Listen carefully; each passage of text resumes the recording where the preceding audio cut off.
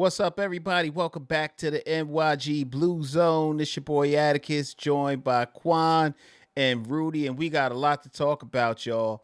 I know a lot of people thought that once the Giants season ended, that we was just going to take a pause, but so much has been happening, not just with the Giants, but around the league too, right? We got all these head coaching vacancies. We had some movement with coaches already, and we're going to break it all down. But before we start, I just want to ask everybody, if you're a fan of the show and you like the content that we share, please like, subscribe, and hit that notification bell so every time we drop some new content, you're one of the first ones to be notified.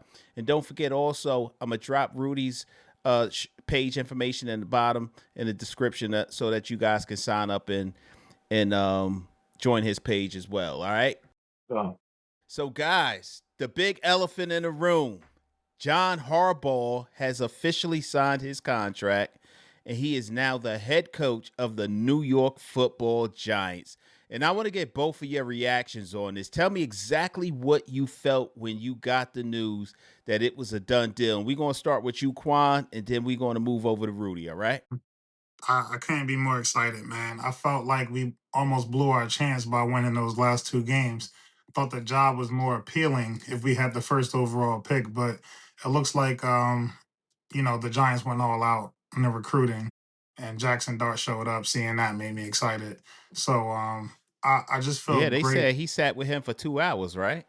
Yeah, and I feel great about the fact that we have a coach that is a proven ceiling raiser. Like he's gonna make anywhere he goes a better organization. And you can tell just by the hiring process how he was not willing to sign that paperwork until he was able to create a structure in his paperwork that allowed him to create a structure in our organization the way that he knew it would be successful because that's all he's ever been. So happy is an understatement. I feel like this is that pivotal turning point for our team. And I'm just excited to see what's going to happen these next few years and just being a Giants fan during that time. No doubt. Rudy, how you feel about it? Yeah, bro. Just like Quan said, man, it's I can't explain it in the words. Maybe the last excitement I had like this was probably Super Bowl 46, man. No doubt I feel it. I felt like we won the Super Bowl, just a couple days ago, man, because it wasn't solidified until what, Saturday? And Sunday. yeah, man. Actually, Saturday, Sunday. Yeah, close. It was one of those days. And I was, I know everybody said not to worry, it was gonna get done, but I'm just glad, bro. I thank God because this New York Giants, man, 14 years we've been just pretty much in the dumps, trash.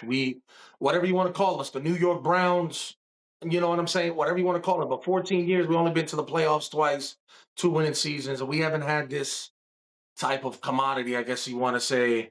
Yeah, of course, somebody like when Tom Coughlin came in, um, he won his two Super Bowls with us, but it's what people don't remember, and I was a kid, is the last time a big time head coach like this came through was somebody like a Dan Reeves, only because he went to the Super Bowl three times, even though he didn't win any.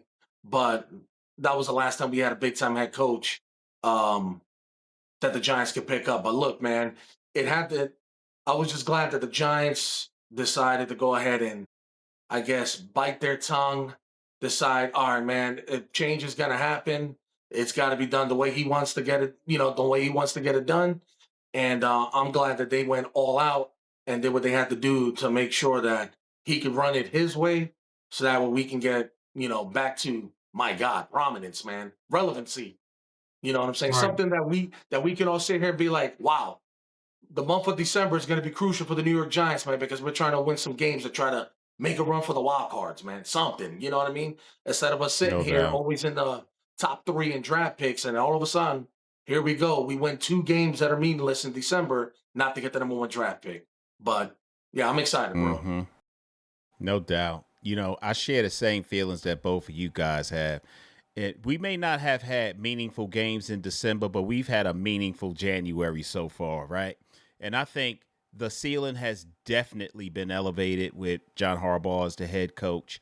I also think that there's a lot of reasons why we can be hopeful given his pedigree, given the amount of experience he has had winning. I'm not just talking about being an experienced head coach, because initially I think the Giants was really entertaining signing Kevin Stefanski because he was a seasoned head coach. But Kevin Stefanski only won 8 games in the last 2 years. And then, just like in Giants fashion, it felt like they might have fucked this up, right? Like something was gonna go wrong. And even though we kept hearing from different media outlets and beat writers that they're gonna get this done, and like Quan talked about, he was making sure meticulously that the contract was what he wanted it to be, which is an indicator of who he's gonna be as a head coach. But it gave me an uneasy feeling as each day passed and we didn't have a signed contract. But I'm glad they got it done, because I think, Rudy, it was you who talked about Tom Coughlin coming in, and I think some people forget like how valuable it is. And I look at organizations like the Steelers, who just fired their head coach Mike Tomlin. They say that he walked away, but I think that there was something else going on there, where it was either you resign or we're probably going to move on, but they gave him the dignity, right? Sean McDermott out in Buffalo losing his job with the Bills. You I'm blown can't, away by like, that.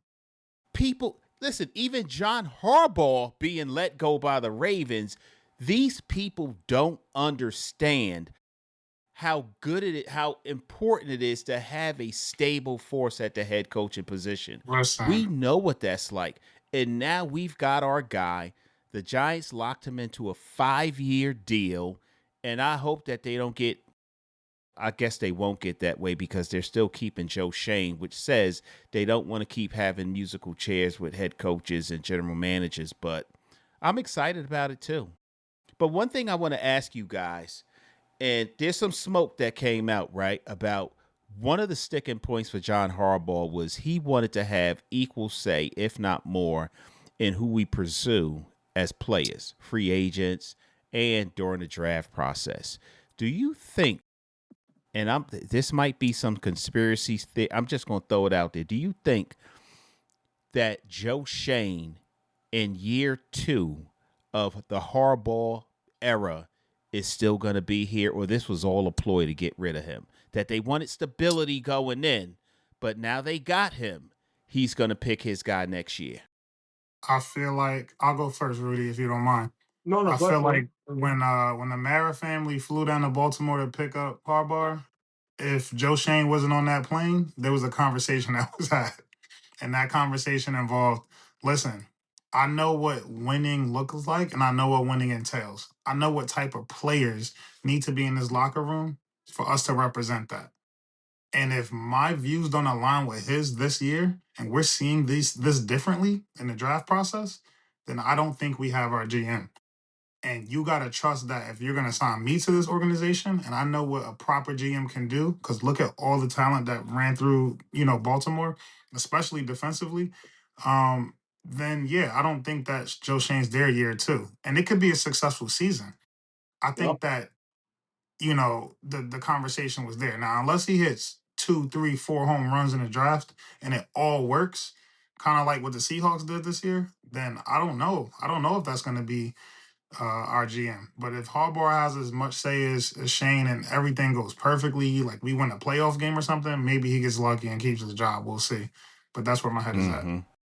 Yeah. Yeah, man. What you think, Rudy? Yeah, pretty much like Quan. Only thing is, I say, let's just say that Joe Shane from this day forward is the yes sir. You know what I'm saying? He's gonna be going with whatever my man John is gonna be going with. I think if we're in the hunt or we're making a spot in the playoffs and their relationship is going good, because we're really not gonna. I mean, nobody's gonna know. Maybe if we're doing this hard knock bullshit again for next season, we're really gonna know and find out. Well, maybe not personally, but we're gonna know that we're gonna see what they're gonna see, how they're gonna work together when it comes during draft.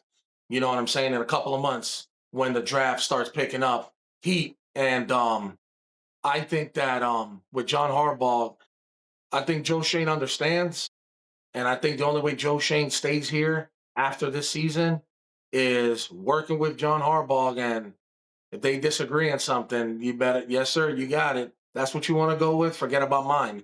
You know what I mean? I think that's the only way he Mhm. survives. And Mm-hmm. if he stays here after this year and we're making playoff pushes or whatever the case may be, we're in the playoffs. Let's just say 2027 season, we're in the playoffs and we're in there. I mean, Joe Shane knows what he's got to do. He's still a rookie, if you want to say as a GM. He's still learning, but yeah, I think from this day forward is a yes sir from now on if he wants to stay as the GM. At the end of the day, whatever happens, if we're succeeding, at the end of the day, John Harbaugh and Joe Shane are still going to get the credit. So True Right. that.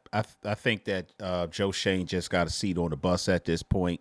I think that anybody who has watched the Giants organization, watched John Harbaugh over the past number of years, and saw how this whole thing unfolded knows that he's really the one that's calling the shots. Joe Shane is not. And like Quan said, I think that initial dinner with Chris Mara and John Harbaugh at his house, that's where he set the stage and said, listen, this is what it is, but you'll have the final say in what we do. Now, I want to ask you guys another question. So, all of us probably universally think that Sean McDermott should not have lost his job. Yeah, Josh Allen did some things to lose that game. Yeah, they are 0-7 on the road in the playoffs, 0-7 in overtime games. It seems like they're always in overtime and losing in the playoffs. Sean McDermott lost his job. And there was a questionable call on a reception turn interception, whatever. And then there was some, like I said, some mistakes that Josh Allen made. Was it? And I said this a week ago that if the Bills don't win this playoff game, if they don't win the Super Bowl, he's probably going to lose his job. Had he lost this job because the Bills lost in a wild card round, do you think Harbaugh is here or is he in Buffalo with Josh Allen as his court or Kevin Stefanski not signing with Atlanta and they're in Buffalo now? What do you think Um, about that? I, I want to start by saying that McDermott should not have lost his job. I got a real big sports group chat, me and my boys. We actually took a screenshot of the last 3 years of Bills draft picks, and that has been terrible. He can't even draft a 700-yard wide receiver. And all McDermott Well, had was the GM Cooks, just got promoted to president of football and operations too. he must be a friend of the family because all he had was Josh Allen and James Cook. That is the worst. I can't think of a worse quarterback job to get in the league right now than the Buffalo Bills quarterback job. Who are those guys? You know what I mean? Like, we know who they are because they're old vets, been in the league a long time, but their top guy can't even get a start because he's a healthy scratch every week, because he's an idiot. So McDermott should have not got fired. I think that no matter what, we pursue Harbaugh. I think he's that caliber of coach. He gets let go, even if McDermott's on the market. We don't have Dable anymore. You know what I mean? They're not going to work together and create some synergy they used to have. Harbaugh's the top guy, and you just make that decision where we go all in here, and if we fall flat on our face, we'll see what's out there. But you got to try Harbaugh no matter what. No doubt. yeah, man, What do I you think, agree with Rudy? Quan. First and foremost, the same thing. I don't think Sean McDermott should have lost his job. I found out an interesting stat today while I was watching the whole Sean McDermott news going on. I found Get Up this morning was saying something that since he's been the GM, they drafted 58 players since 2018, and only two have been to the Pro Bowl. Now adding a third one with James Cook. That's wild. That's wild. So pretty much, we're talking about the quarterback, of course, making the Pro Bowl. We know who he is, and somebody that really nobody's going to know names of. Offensive tackle Dion Dawkins, bro. That's it. Yeah. That's literally Yeah. who made the playoffs. So what Quan was saying is, yeah, they've been shitty draft picks, man. Um, but the thing is this: would he still be the Giants head coach? What Ian O'Connor was saying earlier today on the Giants.com was, even if Sean McDermott was available at the same time with John Harbaugh, John Harbaugh did say he went and asked around when he found out he got fired about the Giants job. So I believe John Harbaugh was already intrigued and excited about the Giants job, more so than any other team in the league. You know what I mean? So I felt like, no, I don't think we would have never had a shot at John. I think we had a shot with John the whole time. It's just figuring out this chain of command, like we say in the Army, this chain of command, who's going to be running things and how things should be ran from this day forward, because the Giants have been doing the same thing since 79, since George Young has been the GM. That's a long ass time. I wasn't even born till 83, bro. So the same things have been going on. Head coach reports to GM then go ahead and talks to the owner. And their analytics department slash their scouting department has been done a certain way too for a long time. They said since the 80s. Bro, it's time to Right. it's time to change. You know what I mean? So I'm glad that he's here. And I still felt like he would still be our coach. They would have lost last week against the Jaguars, even if Sean McDermott was there. Sean McDermott, it is crazy, man. Uh, For me, a Sean McDermott right now, he said he still wants to coach, like he was stating earlier today to his teammates when he left. Um, Look, man, where Sean McDermott can go, if we want to talk about that now, I would have said the Pittsburgh Steelers, but who in the hell they got as a quarterback, bro? Right. Right. You know what I'm Yeah. Right. saying? Like who they got as a quarterback? They've been getting year rentals for years since Ben Roethlisberger retired, bro. So I mean, Yeah. I would say go to Pittsburgh, that's a stable organization. But who you going there as a quarterback? You don't even have. You're in the 28th pick, I'll 27th. tell you. I'll tell you who you get. I'll tell you who you get right now. Imagine Josh Allen in Pittsburgh with McDermott. I I can mean, see it happening. I was thinking about that earlier today. What a better But place for him to go. it would I be mean, great. yeah, He but he would be Big Ben 2.0, but the Bills are Yes, never he yeah, let him would. happen. I They can't see won't let it. him go, but I think that would work. But and here's the thing that we're dealing with, and it keeps being a thorn in our side. Like we've talked about Joe Shane, and the only reason he's been as attractive as he has been to the Mara and the Tish family is because of what he did in this most recent draft and a little bit of the prior draft. But he's part of that tree that you guys just talked about coming out of Buffalo.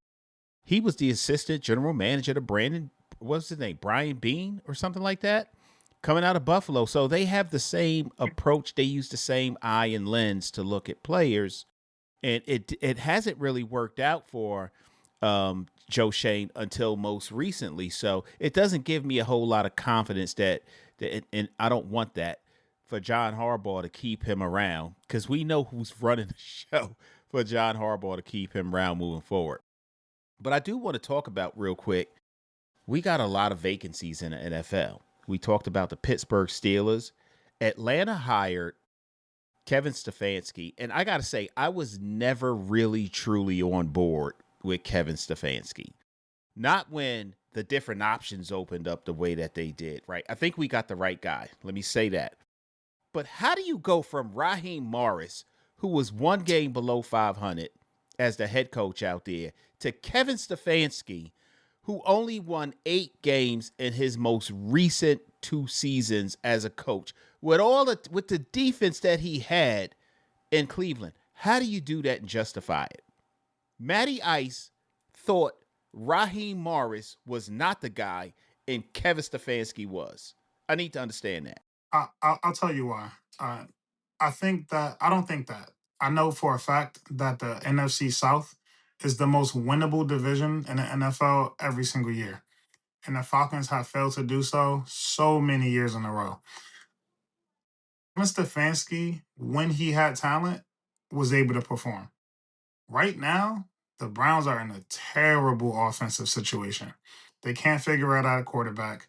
Running backs keep getting hurt. They lost Chubb, now they lost Judkins. Wide receiver, the only decent one is a diva who cares more about how he plays than how the game Jerry goes. Judy.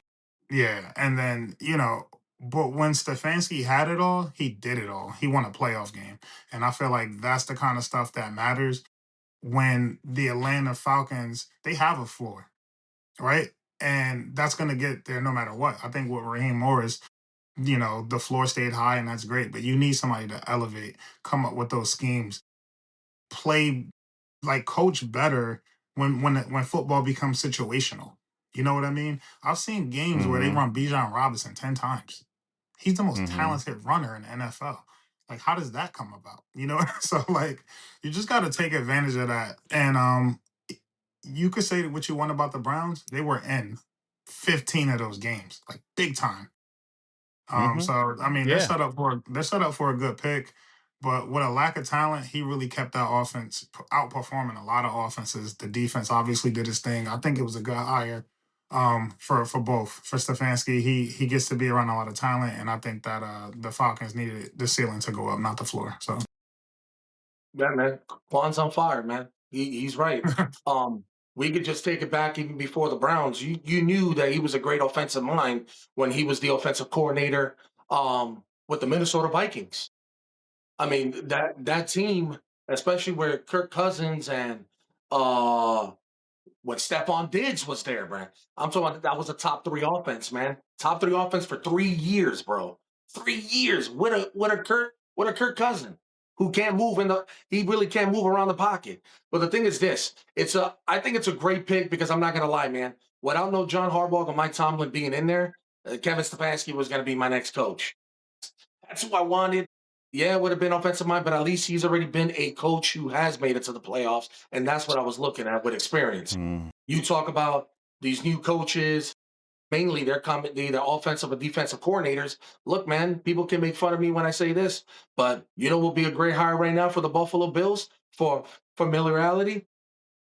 Brian Dable. Brian Dable. Why not have a Brian Dable go right back to Buffalo? Is that a downgrade from a Sean McDermott? Yeah, but who did Brian Dable start with and work with and help turn down on the turnovers his first couple of years? You know what I mean? mean, Josh Allen. It may sound stupid. It may be like, yeah, bro, but look what he did with the Giants. But look, man, he had a so-called a temporary team that was a Dave Gettleman team that we all knew that, holy shit, 9-7-1. I don't even know how we got to this. We're in the playoffs, but I knew we weren't going to be ready to play somebody like the Philadelphia Eagles, man. I mean, we go in there and everybody already made a thing the whole season that a 13-3 Minnesota Vikings or 13 or 14 whatever they were, that they weren't really a 14-3 team. You know what I mean? They were like us, winning these one-score games. The only thing is we just came out on top with, I don't know how in the fuck we did it with Daniel Jones, but if he can just do that with a year one, if he can do that with a year one with a Daniel Jones and only have him with 4 fumbles that first season with Brian Dable and 5 interceptions, and us make the playoffs and beat a so-called good Vikings team, you know what I mean? Why not bring a Brian Dable right back to back to Buffalo Bills? Let him be the coach. You never know what happens, but Kevin Stefanski is a great offensive mind, dude. And yeah, they're pretty dumb for letting him go, Raheem Morris. But Kevin Stefanski he's a huge offensive mind, and I think that Falcons offense next year is going to be humming. Yeah, I think that's an interesting take with Dable going to Buffalo. I didn't think about that, but it could work. But I also think that I gotta disagree with the Kevin Stefanski thing because of one reason. I'm gonna tell you all why. Go ahead, man. I think he is an incredible offensive mind. The things that he did with Minnesota that landed him the job in since Cleveland, the things he was able to do when everything was right around him was good. But a part of that was he got the right defensive coordinator. He got a seat on the bus. For sure. Jim Schwartz had that. Listen, I don't want another coach that's almost winning games. And that's what he did in Cleveland. Unless everything was right and who's gonna neatly win stacked. with that roster? But bro, I get what you're saying, but with that defense, their defense has been very good, admirable, in fact, over the past couple of years. But we can agree to disagree. I think he's going to be a great offensive mind. I think he's going to see some things happen and go his way because he's got a little bit more talent. And I think the jury is still out on Michael Penix. We don't know what he's going to be yet. He's always injured, but when he's in there, he plays pretty well. And you're right, Bijan Robinson, I think that it was malpractice what happened with that offense last year with him on that roster. I mean, they still have a top 10 or what should be a top 10 tight end and wide receiver on that roster. Offensively, there's some pieces. They got a good defense out there. We will Great see what defense. happens. We will see what happens in Atlanta. I don't think that just because you're a good offensive coordinator, it means you're going to be a good coach, a good head coach. And we've seen that happen too many times. I think that when your team is being misused for so long in a division where the Panthers win this year, the Bucks win that year, the Panthers win this year, and it's like, man, like we can't win Terrible 10. division. 10 wins the NFC South. Or 9 nine. You wins. Or 9. Yeah, or It has 9. been Yeah. 9 I or mean, 10. they all tied for the same record, and then the Falcons Yeah. lost the tiebreaker. So it's just tough to have a and they nailed the draft. The Falcons nailed it. Those two defenders they got in the first round, For sure. absolute studs. You can't even run Yep. on the Falcons. You can't run the ball. Nope. I mean, like it's Yep. extremely tough. And then they got AJ Terrell. Like it's just all the pieces are there on defense. It's the most misused offense in the NFL. Like that. Like if your offensive coordinator, your dream is Drake London, Kyle Pitts, Bijan. You could put me at quarterback. We're gonna figure it out. You know what I mean? Bro. Yeah. Kirk is serviceable, Penix is serviceable. It's the best backup or two-man quarterback situation in the league, if you want to call it that. He's gonna make it hum over there, just like Rudy said. It's gonna be nice. Yeah. Yeah, Well, let's get back to our Giants. It is gonna be nice, ahead, bro. Rudy. Because you got to look at it. Look, man, Kirk Cousins is about to bang out 40, bro. But the thing is this: until Michael Penix gets back from his ACL, which, mind you, that's his third one already since he's been playing football. The thing is this: Kirk Cousins is getting a familiar offensive mind. When he had his best years, when he had his best passing years, throwing touchdowns, the interception ratio, Kevin Stefanski, bro. And if anybody can run that offense, even at his age, I can still see Kirk Cousins still getting it done down there, bro. Yeah. That's what I'm saying.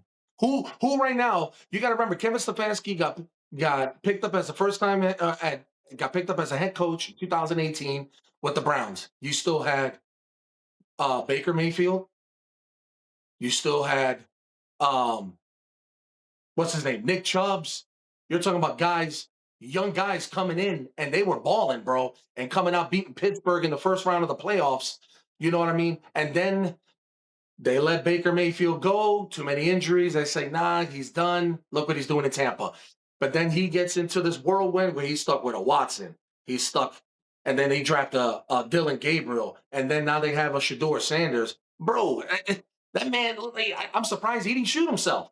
You know what I'm saying? Dealing with that misery of 3 different quarterbacks and who should be the starter, whoever's the coach this year still got to do with Watson's contract for next season.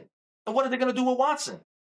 So his first 3 years being coach of the year, coming in there and bringing the Browns to the playoffs for the first time in a long time. You know what I mean? I can't fault him for what's going on the last 3 years with Watson, with now Dylan Gabriel and Shador this year. You know what I'm saying? So you don't have to fault him. I will. I'll do it for you. Man, bro. So let's talk about our Giants. We got our guy. I think we all happy about our guy. I will say this too. There are reports that came out that many different franchises reached out to the Tomlin camp once he left Pittsburgh. And he told everybody the same thing. I am not coaching in 2026. Giants was one of the first teams to reach out. And that's fine. I'm real happy with because y'all know that's who I wanted. I wanted Mike Tomlin. But I'm real happy with our guy.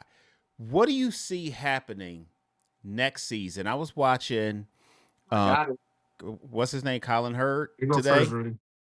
Yeah. He said, I can see the Giants winning 10 or 11 games, and they are now at the top of the NFC East.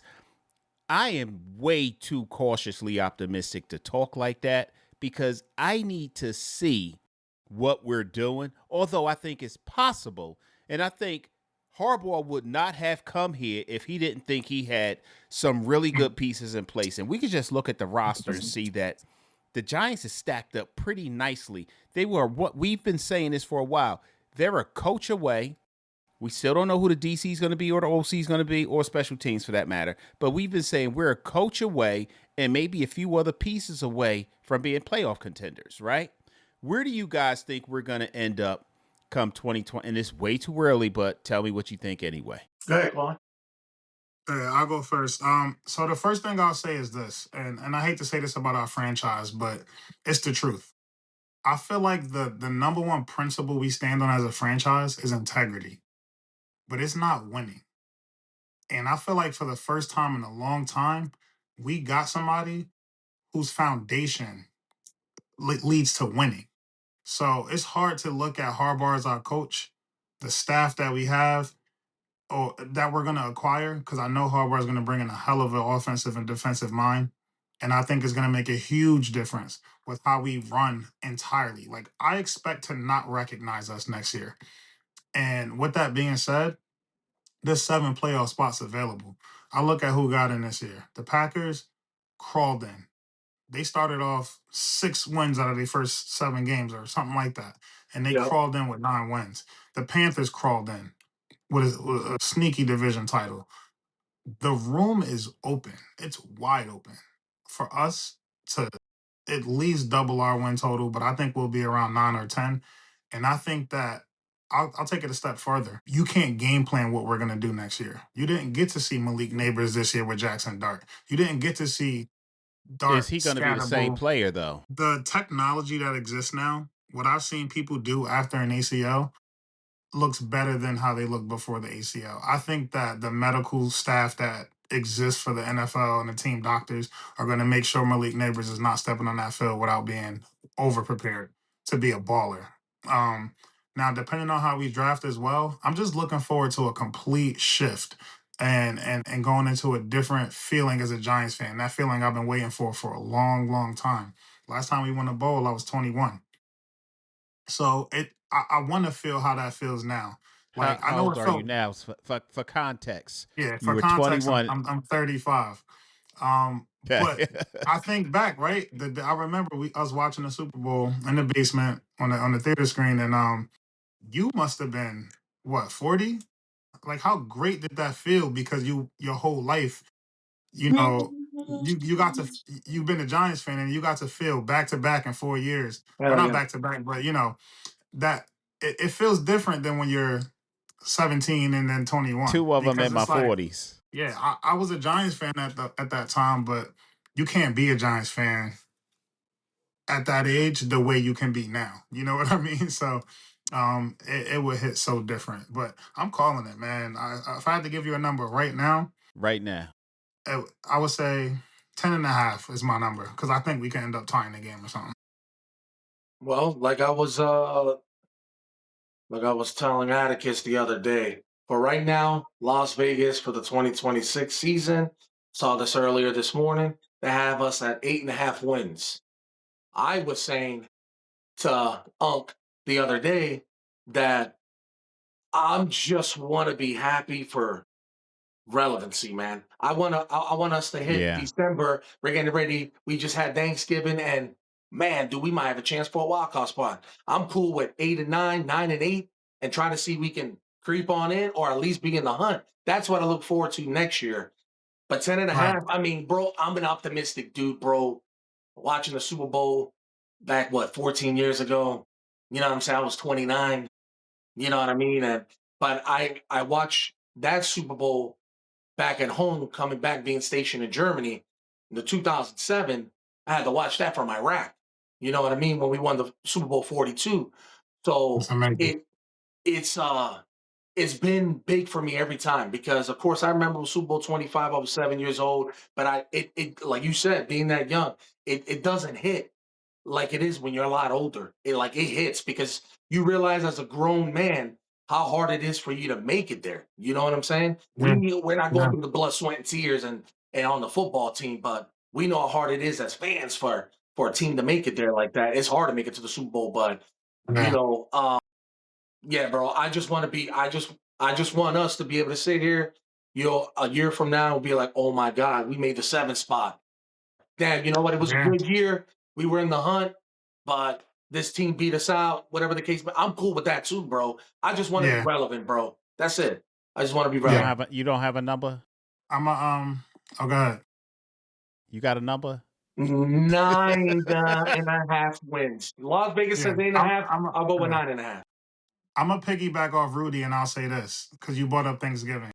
I would like to be 7-6 at Thanksgiving, where we're all eating dinner, and we're like, wow, these next 4 games are really gonna decide if we make the Yeah. playoffs. I don't want to That's be out that of the feeling. playoffs by Halloween every year, Oh bro. yeah, exactly. Yeah, at Thanksgiving, I'm just like, hope we lose out. That's not No fun, doubt. right? So yeah, I totally agree with Rudy. And like I said, that's the optimistic version of me, but the humble version of me just want to see us having a shot to make the playoffs after Thanksgiving. I agree. Yeah, yeah. I think about a lot, right? Like, let me start off by giving you my number. I'm gonna say 8. 8 is my number. Although I think we can go high as 11. That me looking at it through blue lenses, and I'm gonna tell you why. 8 is because I have been conditioned to understand we are not gonna hit that ceiling that quick. It's just how it's been for us, right? However, I could be surprised. Dable came in 9-7-1 year one. I was like shocked. But when I looked at it and the way that they did it, it was like, why haven't we been doing this the whole time? I look at our roster. Jackson Dart has had his first year, he's got 1,000-yard receiver in Wandale Robinson. He ain't even play a whole year, right? 1,000-yard receiver. Last year, the Giants had 1,000-yard receiver in Malik Neighbors.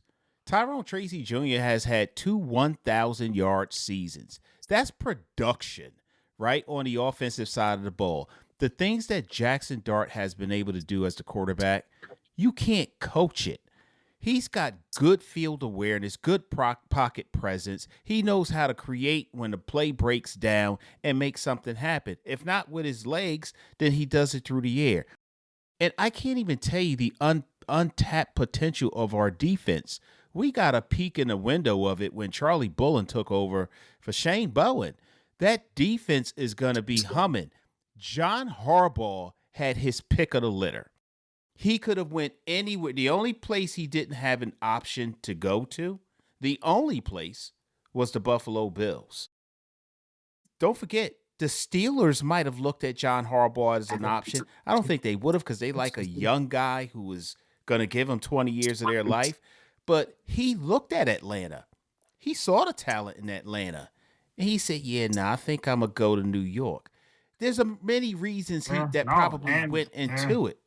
I'm And pay sorry, more what? taxes. And pay more taxes. And pay more taxes. And being more traffic and everything that come with living in North Jersey. So he had to But decide that. He Quan, did. and bigger than that, he's 62.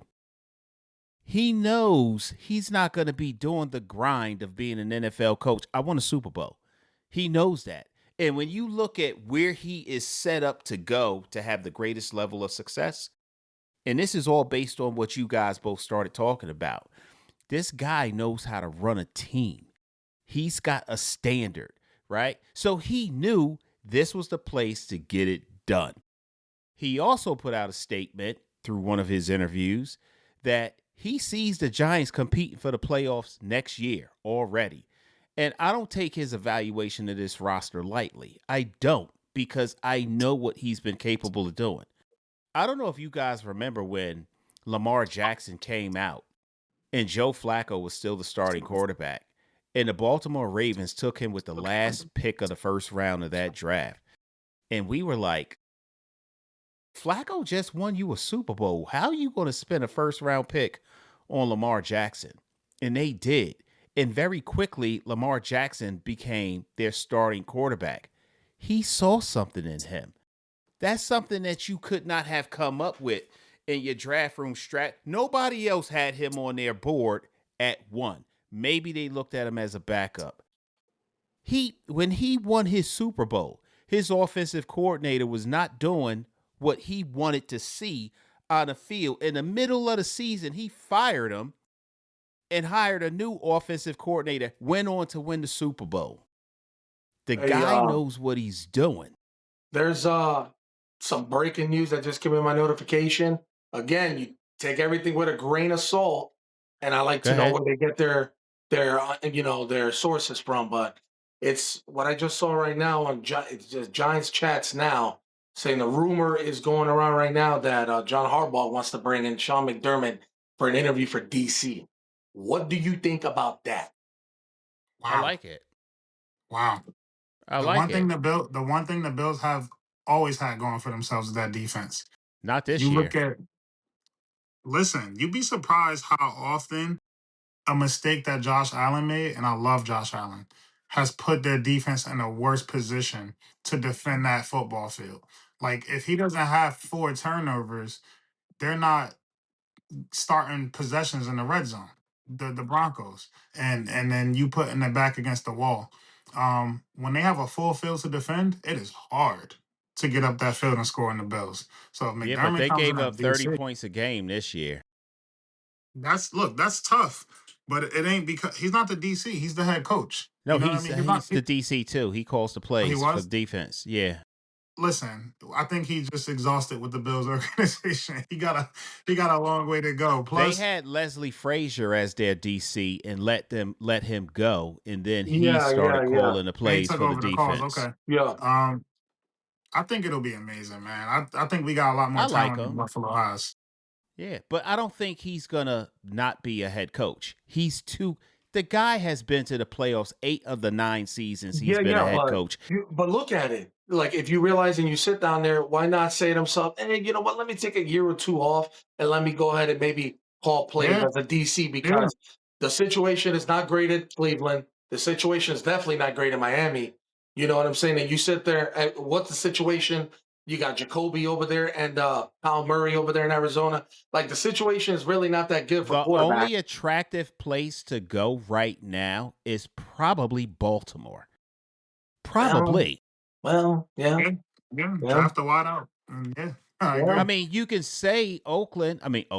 You can say Las Vegas because they got the number 1 overall pick, but do you want to build another quarterback? I don't know. That's all they got in Vegas. I think that Vegas is attractive. I think living in Vegas is attractive. I think that beautiful new stadium's attractive. I think having Ashton Genty plus the number 1 overall pick is attractive.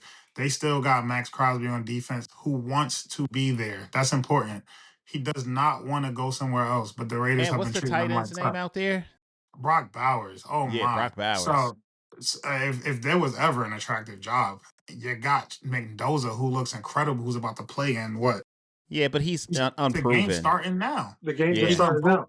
But dude, I mean, He's unproven, that's why but Pete that Carroll guy got is fired. brilliant. Yeah. That's why Pete Carroll got fired because I bet you it has something to do with Max Crosby, man. Having to sit down that final game against his one being sat down on the Giants game and be shut down. I wonder if And Max being very Crosby vocal had about it influence. too.